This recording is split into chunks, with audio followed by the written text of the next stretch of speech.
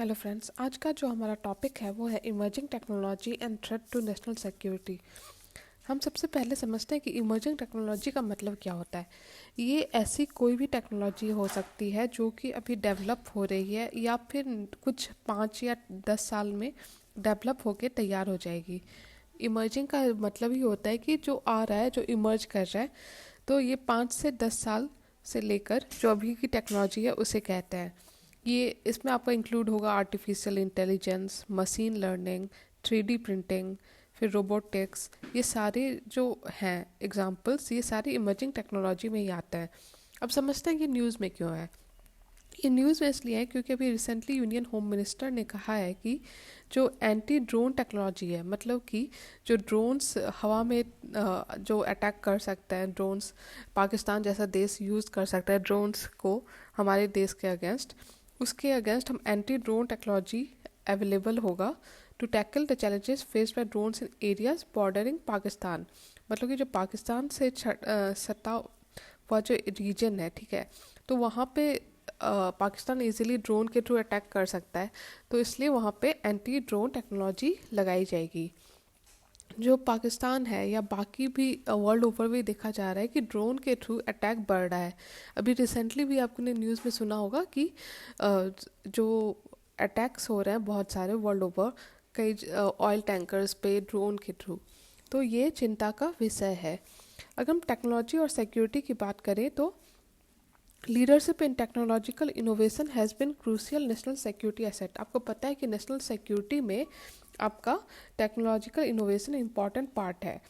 और साथ में जो वेपन्स हुआ उसका डेवलपमेंट या इंट्रोडक्शन, ये सब भी आपका सिक्योरिटी का पार्ट है। अब समझते हैं कि एक तो क्या क्या इमर्जिंग टेक्नोलॉजी है एक एक करके, और साथ में उसके क्या बेनिफिट्स हैं और साथ में क्या थ्रेट्स हैं। पहला है आपका ड्रोन्स यानी कि अनमैन्ड एरियल व्हीकल। मतलब कि ये ऐसा फ्लाइंग ऑब्जेक्ट है जिसमें किसी इंसान के होने की ज़रूरत नहीं है। ये इंसान कहीं भी हो आसानी से विदाउट मैनिंग इट चला सकता है। जो यूएवीज है वो एक्सटेंसिवली कहाँ कहाँ यूज़ होता है, तो फोटोग्राफी में हो गया या फिल्म मेकिंग हो गया या रेस्क्यू ऑपरेशन या wild fire mapping, crowd monitoring, इन सारे चीज़ों में यूज़ होता है। अगर थ्रेट देखें यूएवीज का, तो ये इसमें जो मेन थ्रेट है वो है कि इसके थ्रू डिस्ट्रैक्ट डिसेंसिटाइज किया जा सकता है सिक्योरिटी फोर्सेस को। दूसरा है आपका रिमोटली ऑपरेटेड वेपन्स। मतलब कि वेपन्स यूज़ होंगे लेकिन जो यूज़ करने वाला इंसान होगा वो उस वेपन से दूर होगा। तो ये भी एक बहुत बड़ा बड़ा खतरा है। अगर इसका बेनिफिट देखें तो इससे सर्विलेंस बढ़ेगा, एनहांस्ड सर्विलेंस, चाहे वो केमिकल या बायो डिटेक्शन सेंसर हो या ड्रोन्स हो। मतलब कि कहीं पे वेपन लगा दिया जाए केमिकल और बायो डिटेक्ट करने वाले सेंसर्स का, तो उसके थ्रू हम पता कर सकते हैं क्या क्या थ्रेट्स हैं। लेकिन अगर हम इसका चैलेंज या थ्रेट देखें तो इसका पहला है कि cyber infiltrators could gain access to control system and change the parameter. मतलब कि साइबर हैकिंग या साइबर अटैक के थ्रू ऐसे सिस्टम को कंट्रोल किया जा सकता है, इस पर अटैक किया जा सकता है। तीसरा है आपका आर्टिफिशियल इंटेलिजेंस, एआई। एआई यानी कि जैसा आपको पता है कि कंप्यूटर में क्या का अपना दिमाग नहीं होता, वो हमारे दिए गए प्रोग्रामिंग के अनुसार ही काम करता है, लेकिन एक तरह से उसको ऐसा प्रोग्राम किया जाए कि वो खुद डिसीजन ले पाए। इसे ही आर्टिफिशियल इंटेलिजेंस कहते हैं।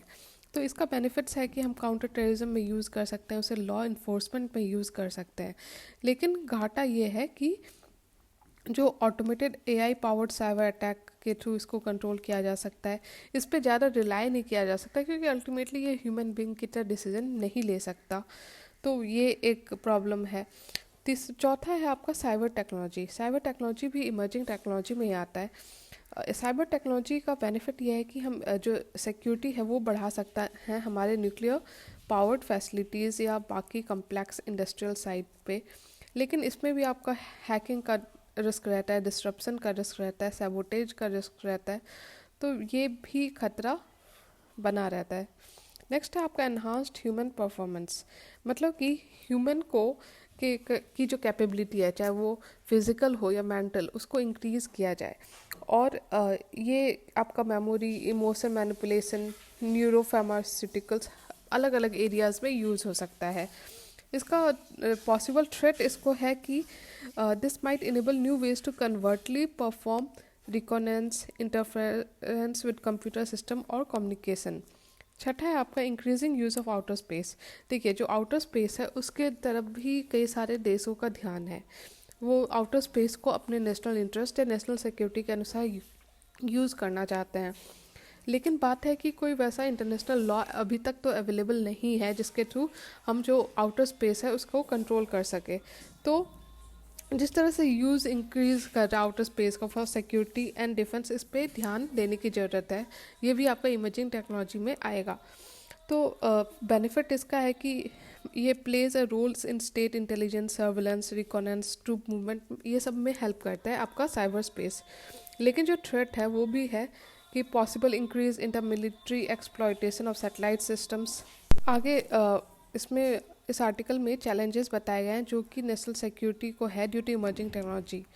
मतलब कि एक एक करके आपको पॉइंट वाइज दिया गया है। पहला है कि न्यूअर थ्रेट, मतलब कि नए टेक्नोलॉजी और नोवल एप्लीकेशन से जो हमारा लेबर मार्केट है और साथ में जो हेल्थ, एनर्जी या ट्रांसपोर्टेशन सिस्टम है वो अल्टर कर जाएगा, यही बात लिखी गई है। दूसरा कि लिमिटेड रेगुलेशन, मतलब कि जो नए टेक्नोलॉजीज आ रहे हैं उसमें हमारा रेगुलेशन स्ट्रॉन्ग नहीं है, उसमें एक गैप देखा जा रहा है अवेलेबल टेक्नोलॉजी और साथ में जो रेगुलेशन है उसके बीच में। ये एक मेजर फैक्टर है, एक मेजर थ्रेट है।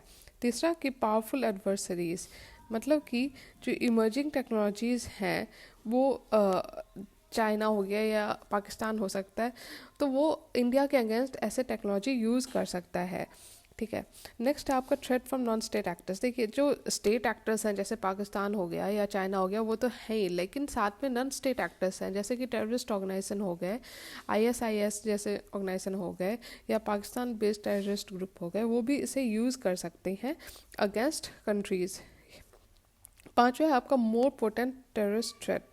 जैसा मैंने कहा कि जो नॉन स्टेट एक्टर्स और टेररिस्ट है उसको भी यूज़ कर सकते हैं, और कई सारे ऐसे टेक्नोलॉजी हैं जैसे ड्रोन, तो वो इजीली कोई भी टेररिस्ट ग्रुप एक्वायर कर सकता है और उसको यूज़ कर सकता है, तो वो एक मेजर प्रॉब्लम है। छठा है कि threat of weapons of mass destruction. देखिए जो इमर्जिंग टेक्नोलॉजी है उसके थ्रू या उसको यूज़ करके हमारे न्यूक्लियर साइट्स पे या किसी तरह ये टेररिस्ट या नॉन स्टेट एक्टर्स टेररिस्ट मतलब मास डिस्ट्रक्शन वेपन अपने लिए पा सकते हैं और उसको यूज़ कर सकते हैं, ये एक बड़ा खतरा है। तो इस तरह से हमने समझा जो चैलेंजेस हैं, challenges changing face of national security due to emerging technology, मतलब जो नए नए चेंजेस आ रहे हैं उससे सिक्योरिटी को क्या क्या थ्रेट्स हैं। ठीक है। तो अगर हम इंडिया का बात करें तो इंडिया ने इसके अगेंस्ट स्टेप्स लिया है। इंडिया समझ रहा है कि थ्रेट है तो इसके अगेंस्ट इंडिया ने स्टेप्स लिया है, जैसे कि नेशनल सुपर कंप्यूटिंग मिशन हो गया जो कि 2015 में लॉन्च हुआ था। उसी तरह दूसरा है आपका national mission on quantum technology and application, जो कि क्वांटम टेक्नोलॉजी को डेवलप कर रहा है। ठीक है, उस पर फोकस है गवर्नमेंट का। तीसरा है डीआरडीओ ने भी बहुत सारे डेडिकेटेड लेबोरेटरीज बनाए हैं जो कि फोकस कर रहा है फ्यूचर टेक्नोलॉजी पर, चाहे वो क्वांटम हो या कॉग्निटिव टेक्नोलॉजी हो या सिमेट्रिक टेक्नोलॉजी हो। चौथा है आपका Indian military is reportedly developing advance military weapon, जैसे कि डायरेक्टेड एनर्जी वेपन हो गया। तो इंडियन मिलिट्री भी समझ रही है इमर्जिंग नेशनल सिक्योरिटी थ्रेट को और इस पर काम कर रही है। पांचवा है आपका कि मिनिस्ट्री ऑफ एक्सटर्नल अफेयर ने रिसेंटली क्रिएट किया है new emerging and scientific technological division, जो कि डील करेगा हमारे फॉरेन पॉलिसी और international legal aspect of new and emerging technology. तो MEA मतलब मिनिस्ट्री ऑफ एक्सटर्नल अफेयर्स भी इस बारे में काम कर रहा है। नेक्स्ट है आपका defence cyber agency and national technical research organisation, यानी कि NTRO एंड DCA। ये भी एक तरह के ये वैसे ऑर्गेनाइजेशन है जो कि डील करेंगे काउंटर साइबर रिस्क और जो साइबर थ्रेट्स है उसके अगेंस्ट। नेक्स्ट है आपका हैंड हेल्ड थर्मल इमेजर्स। ये दिया जा रहा है हमारे इंडियन सिक्योरिटी फोर्सेस को, ताकि वो हमारे जो इंटरनेशनल बॉर्डर है या लाइन ऑफ कंट्रोल है उसको आसानी से रेगुलेट कर सके, उसका ध्यान रख सके, उसको प्रोटेक्ट कर सके। अगर हम वे फॉरवर्ड का बात करें तो बात है कि हमें ज़रूरत है इंसेंटिवाइज करने का इन्वेस्टर्स और कॉरपोरेशन को, मतलब कि एक तरह से पब्लिक प्राइवेट पार्टनरशिप साथ में प्राइवेट सेक्टर को भी हमें बूस्टअप करने की ज़रूरत है। दूसरा है कि मल्टीलैटरल गवर्नेंस सिस्टम, मतलब कि जो भी स्टेक होल्डर्स हैं या जो भी एक्टर्स हैं या जो स्टेट गवर्नमेंट है, सेंट्रल गवर्नमेंट है, सबको एक मल्टीलैटरल गवर्नेंस सिस्टम के थ्रू इस पे काम करने की ज़रूरत है। नेक्स्ट है आपका मोर पार्टनरशिप एंड कोलैबोरेटिव एनवायरनमेंट। मतलब कि चाहे वो सिक्योरिटी हो या प्राइवेसी हो या सिविल लिबर्टी हो या एथिक्स हो, सब पे ध्यान देने की ज़रूरत है। इसको यूनिलैटरली आप नहीं देख सकते, एक कोलैबोरेटिव एनवायरनमेंट के साथ पार्टनरशिप के थ्रू इस पे काम करना पड़ेगा। नेक्स्ट है आपका former strategic public private partnership with aim of allocating private capital to support national security objective. और लास्टली डेवलप करना और अडॉप्ट करना advance technological application within government and improve the desirability of government as customer of private sector. तो जैसे मैंने कहा कि private sector को इस बारे में इसमें बूस्ट करने की ज़रूरत है, गवर्नमेंट और प्राइवेट सेक्टर को एक साथ कोलैबोरेट करने की ज़रूरत है। इस तरह से हमने समझ लिया वे फॉरवर्ड। आई होप आपको वीडियो अच्छा लग रहा हो, समझ में आ रहा हो। अगर अच्छा लग रहा है तो प्लीज़ लाइक कीजिए, शेयर कीजिए और सब्सक्राइब कीजिए। Thank you.